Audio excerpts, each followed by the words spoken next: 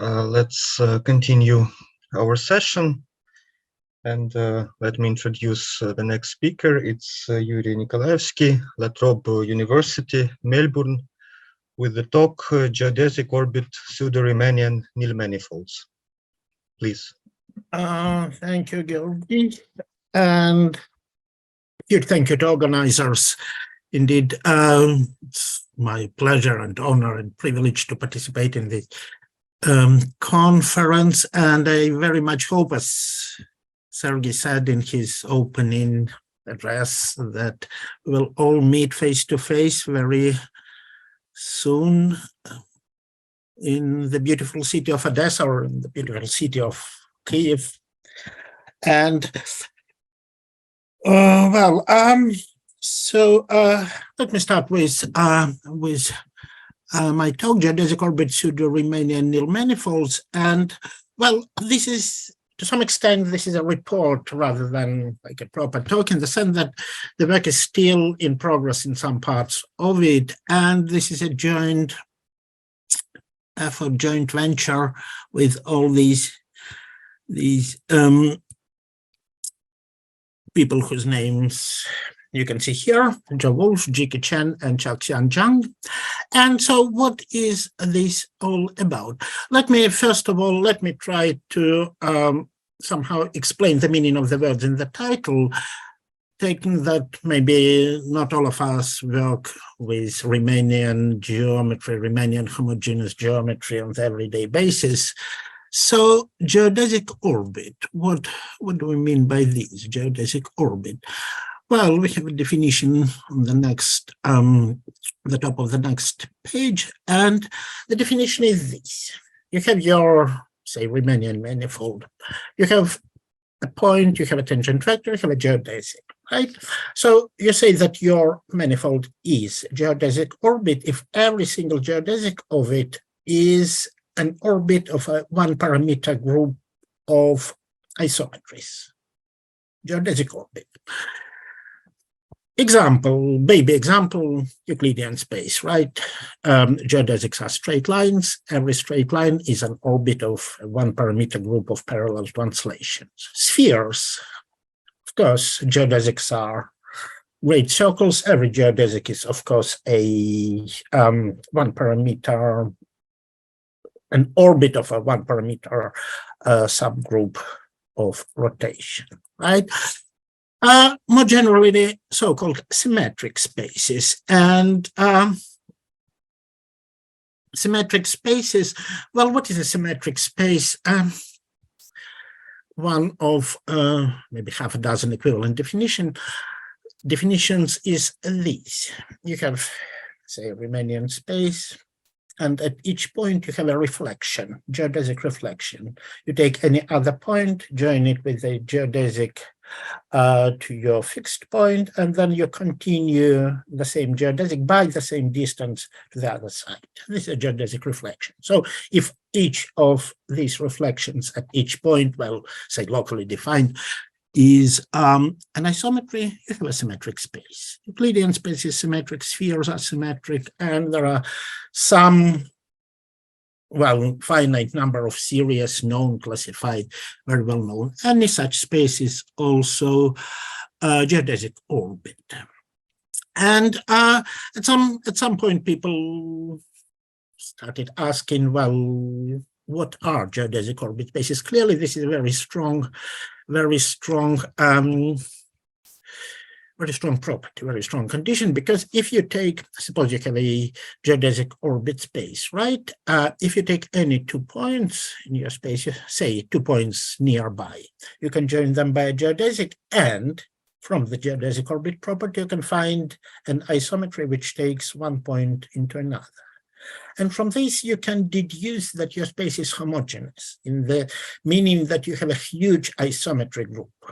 At least you have sufficiently many isometries to map any point to any other point. So in normal words, we would say that isometric group acts transitively, and so you have a homogeneous space.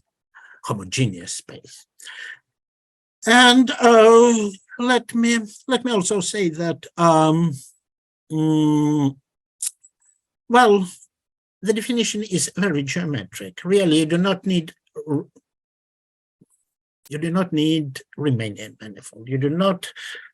What you need is to be able to define distances, so the word isometries makes sense, and to define geodesic. So, for example, say any reasonable, say, manifold with intrinsic metric is good. Finsler spaces are good for this definition, and there is research on Finsler geospaces. And we have here a relative version, and this relative version, well, if you look at the definition, does not, it seems it does not differ much from the definition of geomanifold. In fact, it differs. And the idea of this definition is in the fact that if you have a homogeneous manifold, there can be different groups acting transitively on it. Of course, you have a full isometric group, which is the biggest of all of them, but within this group, you can have smaller groups which still act transitively. And then instead of looking at the full isometric group, you can fix a particular presentation of a homogeneous space, like here, M equals G by H, and then you may want to ask about whether any geodesic is a one-parameter subgroup, is an orbit of a one-parameter group of G, of this particular G, with this particular presentation. And of course, there are examples when, if you reduce the group, you lose the geo property, because obviously you lose some isometries. You might not have enough isometries to guarantee a property. Now, at the Lie algebra level, and here I will try to be as little, well, as non-technical as it is practically possible. The Lie algebra level, you have a certain condition which is called the geodesic lemma, and which is known for many years, and you can see it here on the screen. So I will not go into details of explaining what is what here. Let me just say that there is a certain algebraic condition, but this condition, it's not that nice as it seems, because the condition tells you that you need to be able, for any element in the tangent space of your homogeneous space, find a certain element in the algebra of isometries such that something holds, right? And there are no recipes for finding this element. What is more, this element, and we call it A here, A of T. This element may depend on your T in quite complicated way. For example, it may not be differentiable, and in the Riemannian case, at least it's always continuous. In the pseudo-Riemannian case, it doesn't even have to be continuous, right? And which is surprising, of course, because homogeneous space is analytic. You have everything you want, but still, nevertheless, right? And there is a subclass of these geospaces, which are called naturally reductive spaces, and they are singled out by the fact that this particular map, the geodesic graph, is linear and should be equivariant, but in the Riemannian case, you can prove that linearity implies equivarianty. Anyway, what do we know about geospaces? Well, first of all, people thought that any geospace is naturally reductive. That is a geometric object which is defined with a very nice and very natural definition, has in fact an equivalent algebraic description. And it turns out that this is not the case, and the first example is constructed in dimension 6, well, some time ago. Then in 1996, there was, well, I would say a cornerstone paper of Caroline Gordon, and she partially reduced in the correctly understood sense the problem to classification of geospaces in 3 specific classes. In particular, when your homogeneous space is a nil manifold, first class, second when G is compact, and the third when G is semi-simple of non-compact type. Right, and for the first out of these 3 classes, namely when M is a nil manifold, she proved this unimaginably beautiful theorem, which tells us that if you have such a nil manifold, that it is at most 2-step. Now, let me pause for a while and let me understand what the words mean in this statement. Now, nil manifold is a Riemannian manifold on which there is an action, transitive action by isometries of a nilpotent group, right? For example, Euclidean space is your typical nil manifold, because the group of parallel translations, it's even abelian. Of course, it is nilpotent because, well, all the brackets are 0. And of course, you can, on the other hand, you can take your favorite nilpotent Lie algebra and construct from it a nil manifold. Now, 2-step means this. If you have a Lie algebra, it is abelian if the bracket of any 2 elements is 0. Now, suppose you have a somewhat weaker property, the bracket of any 2 elements. You take the bracket of any 2 elements, and then you take any third element, and you take the bracket of the resulting bracket with it. And it turns out that this is always 0. The repeated bracket of any 3 elements is 0. Then you say that your algebra is your Lie algebra is 2-step nilpotent, and the corresponding nil manifold also is. And still there are many of these guys, and it's, well, it's pretty far from being well understood, even with this theorem, the classification of geonil manifolds.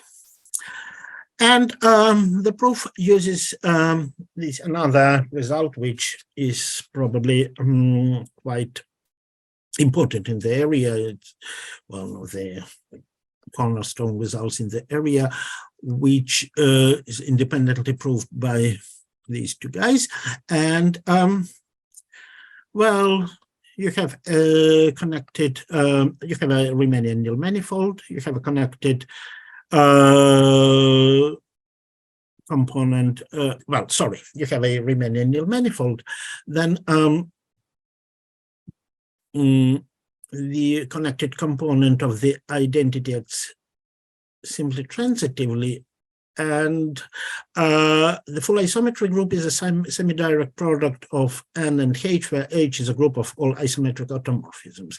Let me again illustrate the idea of this theorem by our very familiar object Euclidean space, right? In Euclidean space, your N will be just a group of parallel translations, and your H will be the group of orthogonal rotations which fix one point. Isometry group is semi-direct product of one by another. Now, pseudo-Riemannian case. What do we have in the pseudo-Riemannian case? What can go wrong? Well, the definition is more or less the same. Geodesic lemma, well, to some extent, maybe yes, maybe no. And the problem with the geodesic lemma that it requires a certain algebraic fact, which depends, again, in turn on the fact that your isotropy subgroup is semi-simple, which is not necessarily true. So maybe no reductive decomposition, but if it is, then there is an algebraic fact which more or less mimics, if you want, similar fact in the Riemannian case. And the question was this, the question which we asked ourselves was this: to what extent Gordon's theorem about two-stepness, no more than two-stepness of a geo-nil manifold may be carried out into pseudo-Riemannian realm, into pseudo-Riemannian settings. Well, what may go wrong? Unfortunately, almost everything. First of all, in higher signature, you can have nilpotent groups with bi-invariant indefinite metric. Unfortunately, the time limits of the talk do not allow me to go through the details here, but just for the experts, we take nilpotent Lie algebra, we take a double extension, we attach to it, we take a central extension by some cocycle, and then we attach a derivation on the top. And you can define on this thing, you can define bi-invariant indefinite metric.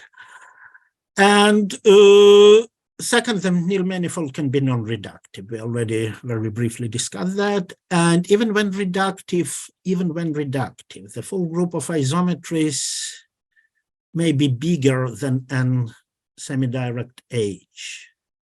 And even and your n may not be an ideal, so it doesn't have to be a semi-direct product of something by n. So let me maybe skip the rest of this slide and let me get to here. And what we try to do is just to hardwire, if you want to, just request that our group of isometries, it can be bigger, but we only consider the group I of, instead of I of n, we only consider n semi-direct by H. And then indeed, we have this fact, which is pretty, I would say, new and fresh. So indeed, the moral of this story is the Gordon theorem stays, provided the restriction, provided our metric is provided the restriction of our inner product to the derived algebra has definite signature. And then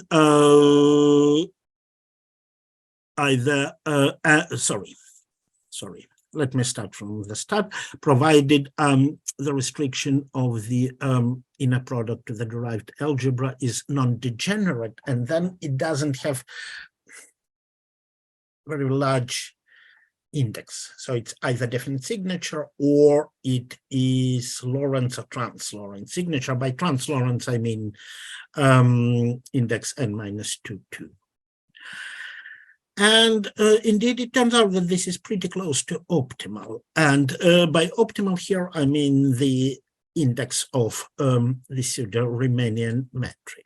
So we have a certain example. I will not go through details of this example, but there is an example of relatively low dimension and of signature 5,9, well, which is some distance from signature, well, say 2. But anyway, you can't stretch the theorem too far. And there is an example when you don't have, when your nil manifold is geo but not two-step. And I think one other complementary fact is this on the screen. So this time we look at Lorentz geodesic orbit nil manifolds, again with nilpotent, and we just take our G to be semi-direct product of rotations by translations. And now we assume that our derived algebra is degenerate, right? Meaning that the restriction of the metric to it is degenerate. And we claim that our nil manifold is a double extension of a Riemannian geo-nil manifold, which is two-step nilpotent by Gordon. I mean, not our manifold, but the the extension of which it is. And skipping all this stuff, which might be probably interesting for the people working in the area, let me just say this. Although our manifold is an extension, double extension of two-step nilpotent manifold, it does not have to be two-step nilpotent by itself. It can have any stepness you want. And again, we have an explicit verifiable example through which I will probably not go. And I think I should stop here because, well, all of us go to lunch. In my case, it's supper. So thank you for your attention. Thank you for interesting talk. Maybe a few minutes for questions, if there are any. If I could, I have a question. Yeah. May I Yeah, ask? Alexei. Yes, Alexei, yes. yeah, it's Alexei Bolsinov. So hello, everyone. I have two questions. So first, it's about the metric you have to choose on the corresponding Lie algebra, let's say. Yeah. Is it bi-invariant or not necessarily? No, it's not necessarily bi-invariant. No. It's not necessarily bi-invariant. Okay. So the problem is to do kind of both, to find the homogeneous space in purely algebraic sense and also to identify suitable metric. Right? Yes, indeed. Well, there were different, if you want, different versions of that. So you can ask a question, how to characterize those Lie algebras or homogeneous spaces which admit a metric with these properties. Mm-hmm. Or, for example, given a fixed homogeneous space, try to find a set of metrics which are geo. But yes, you're right. We are looking for two, in the sense, independent things. And then the other question, maybe you can comment on this. So if we consider the corresponding geodesic flow on this manifold from the point of view of Liouville integrability, can you say something about this? Is it integral? Because it admits many linear integrals, right? So the big group of symmetries, but is it enough for complete integrability? It's a very good question, which means that, which is a polite way of saying that I don't have the answer, but well, indeed you are right. If it is bi-invariant, then it is integrable, but if it is not, then it's kind of it's not necessarily bi-invariant. So I think if it is bi-invariant, it's automatically GO, and but I can't be sure. So let me see.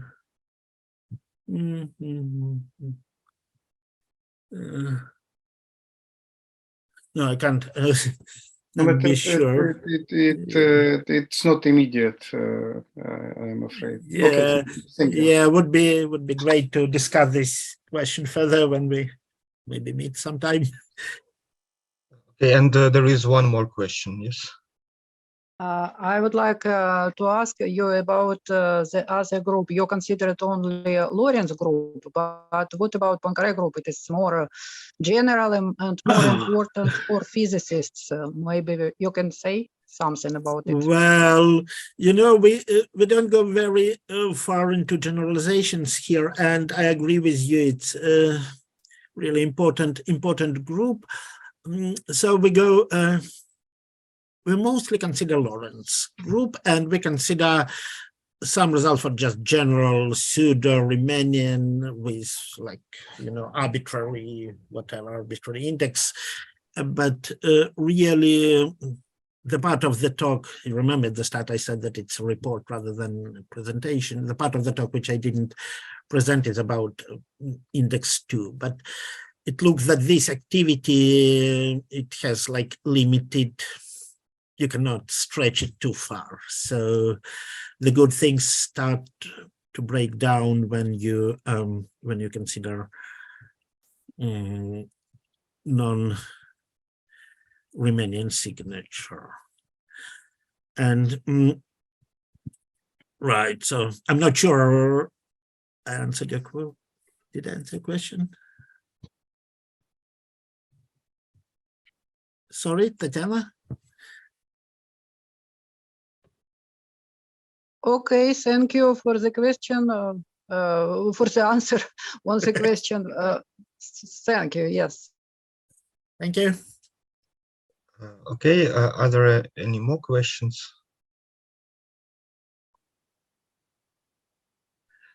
Okay, so if there are no questions, thank you again for a very interesting talk.